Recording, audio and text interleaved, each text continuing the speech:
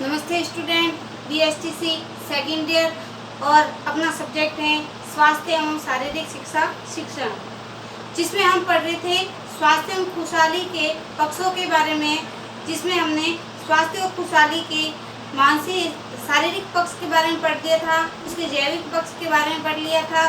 आज हम स्वास्थ्य एवं खुशहाली के मानसिक पक्ष के बारे में चर्चा करेंगे। यूनिट 1 जो इकाई अपनी फर्स्ट है, इकाई फर्स्ट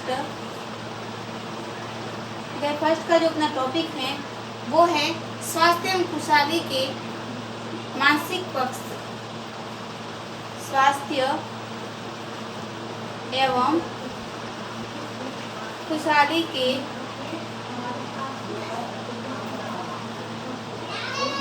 मानसिक पक्ष। इससे पहले की जो क्लासें हुई थी उसमें हमने स्वास्थ्य एवं खुशहाली के जैविक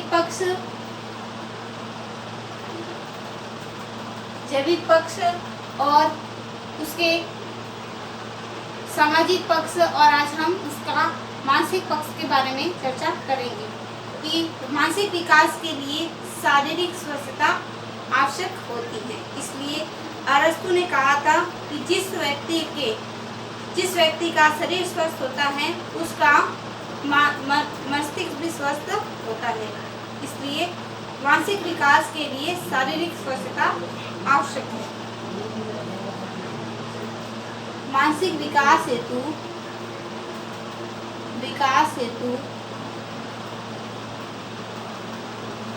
शारीरिक स्वच्छता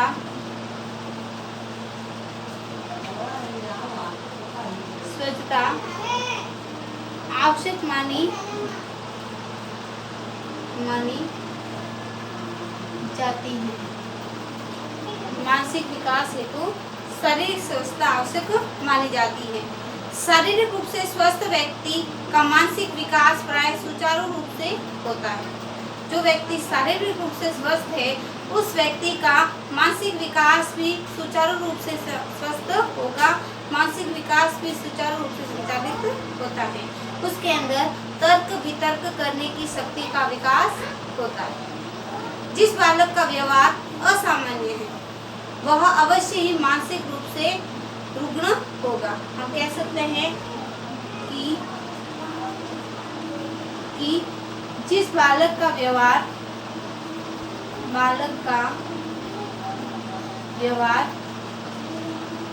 असामान्य होता है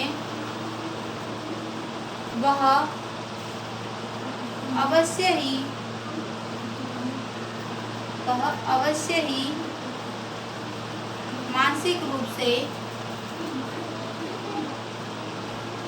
से रुग्ण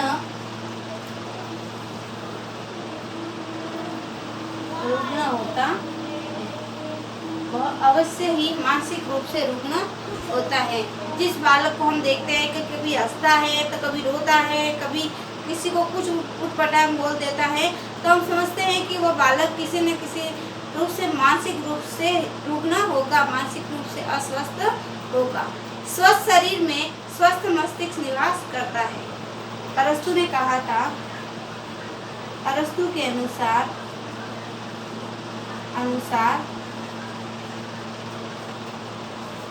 स्वस्थ शरीर में स्वस्थ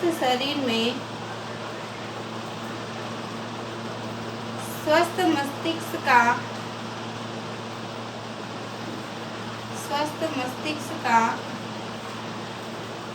निवास होता है। कि जिस व्यक्ति का शरीर स्वस्थ होता है उसका मस्तिष्क भी स्वस्थ होगा।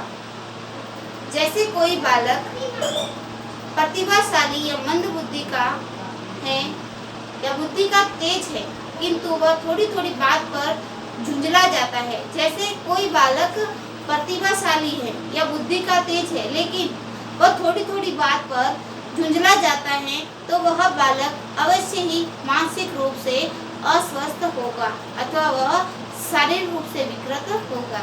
या जो बालक या तो प्रतिभाशाली है या बुद्धि में तेज है, लेकिन कभी कभी किस बात पर उसको अचानक क्रोध आ जाता है, अचानक चुप हो जाता है, तो वो बालक या तो मानसिक रूप से परेशान है या शारीरिक रूप से किसी विकलांगता को ग्रस्त होगा। बालक के मानसिक रूप से अस्वस्थ होने के अनेक गुण कारण होते हैं। बालक जब मानसिक रूप से अस्वस्थ होता है तो उसके अनेक कारण होते हैं। अतः बाल विकास तथा शिक्षा विकास के लिए शिक्षक तथा बालक का मानसिक रूप से स्वस्थ रहना शिक्षण प्रक्रिया का प्रथम कार्य होगा। हम कह सकते हैं कि जो बालक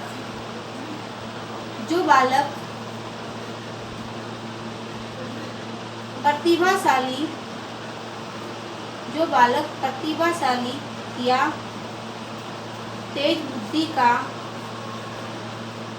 बुद्धि का होता है, किंतु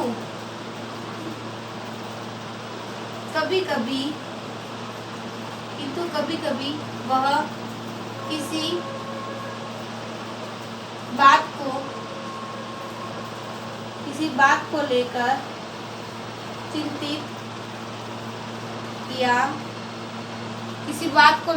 चिंतित या थोड़ी बात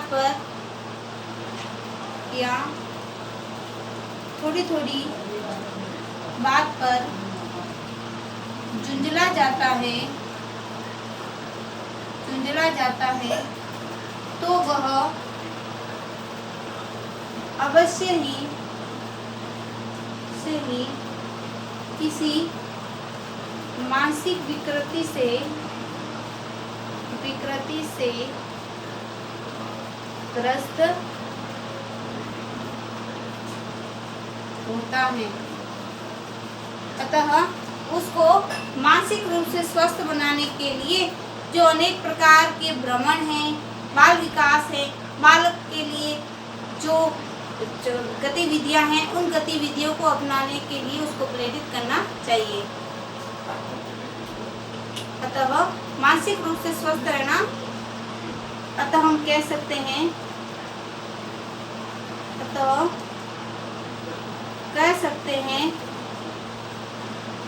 कि शिक्षण प्रक्रिया में बालक का मानसिक रूप से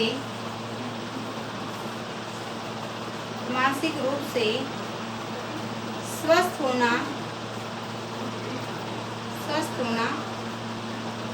अति आवश्यक माना जाता है। बिना इसके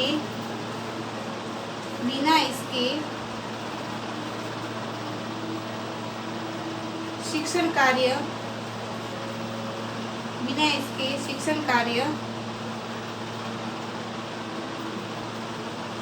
सुचारू रूप से संपन्न नहीं हो पाता है। जब बालक को हम शिक्षण कार्य करवाते हैं तो उस शिक्षण कार्य के अंतर्गत उसका मानसिक रूप से स्वस्थ होना अति आवश्यक है। बिना मानसिक रूप से स्वस्थ होने की श्रेणी में बालक को हम शिक्षण कार्य नहीं करवा सकते हैं। आज की जो क्लास है उसको हम यही समाप्त करेंगे। कल हम स्वास्थ्य और खुशहाली के आर्थिक पक्ष के बारे में जानकारी हासिल करेंगे। आज के लिए आप सभी को धन्यवाद।